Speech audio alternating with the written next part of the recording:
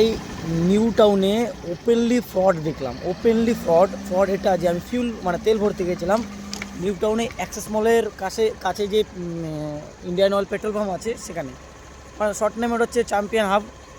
চলে আসবে পেমেন্ট সেকশনও দেখতে পারবে, চ্যাম্পিয়ন হাব নাম আসবে। আমার সামনে একটা পালসার 150, সে 1800 টাকা দিল, 1800 টাকা সামথিং আমি দিয়েছিল যতটা আমি দূর থেকে। আমি একটা ভিডিও বানাতে পারিনি। তার ফিউল ক্যাপাসিটি সার্চ করলাম, তুমি সার্চ করে নাও। পালসার 150, ঠিক আছে। ক্যাপাসিটি হচ্ছে 15 লিটার, সে তেল ভরেছে 17 লিটার। এবার আমার কথা হচ্ছে, সে কি গাড়ি ঠেলে নিয়ে এসছে? না, নিয়ে আসেনি, আমার সামনে দেশে ঢুকেছে, সে গাড়ি চালিয়ে এসছে।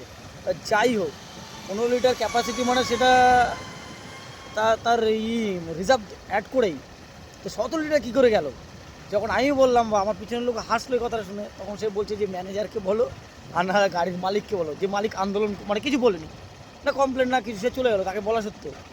আমি এই ভিডিওটা একদিন করবো। আমার ট্যাঙ্কি ক্যাপাসিটি বোধহয় 10 বা 12। আমিও সার্চ করে দেখছি, আমার গ্ল্যামার 125 এক্সপেক্ট। আমিও একদিন দেখবো। এটা পুরো চোখের সামনে ফ্রড।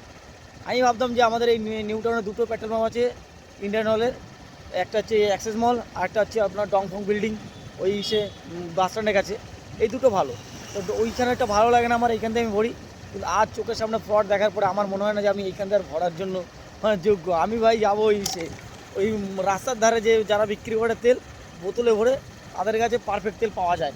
তাদের কাছে জল ভরা থাকলে বোতলে বোঝা যায়, তাদের কাছে ফিউল কতটা দেয় সেটাও বোঝা যায়, মাপা যায়। এইখান থেকে আর ভরবো না ভাই, আমার শিক্ষা হয়ে গেছে। আর তোমরা যদি কেউ জেনে থাকো কমপ্লেনটা করে দাও প্লিজ।